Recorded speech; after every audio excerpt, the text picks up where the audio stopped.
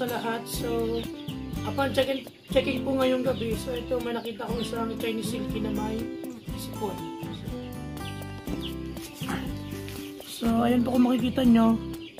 So, yung mukha niya po ay may maga dito sa part na to. Then, pinipikit niya yung mata niya. Then, ano rin siya, parang wala siyang ganang kumain kaya nahalata ko. So, ito sa kabila, ayan. Mas malala sa kabila. So, sipon na po ito. So, paano ko ba, by the way, this is 2 months na Chinese silky. So, ano ba yung ginagawa ko pag mga ganitong may mga sipon? Paano ko ba minamanage yung mga sipon ng aking mga mga? So, ito po yung, kapag malala na, ito yung ginagamit ko. So, by the way, mga ka-farmer, hindi po ito, hindi po sponsored. So, ito po yung ginagamit ko, Doxilac.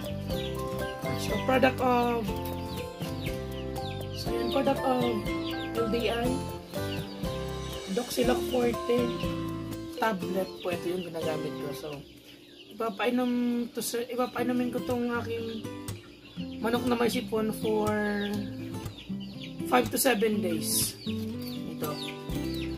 And pagkapainom ko po, ini-spray ko din ng Sunrox. 10% solution ng Sunrox ang ini-spray po sa mukha para po hindi pumikit yung mata niya at hindi ito mag-lead sa coryza. So ayan po, ini-spray lang po yung ganyan po ginagawa ko, ini-spray ko lang yung mukha niya. Then, yung sa parteng po sa paa. Para po pag nagkamot, ma-disinfect yung kanyang paa. Para hindi mag-lead sa coryza. Ayan. Tapos po, ang pinaka-importante, i-isolate natin o ihiwalay natin to sa karamihan ng ating manok. So, i-isolate ko po ito hanggang tumalik.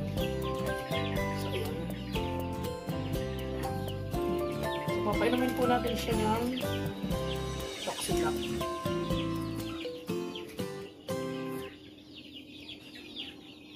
So ito po, papainumin natin siya para gumaling agad.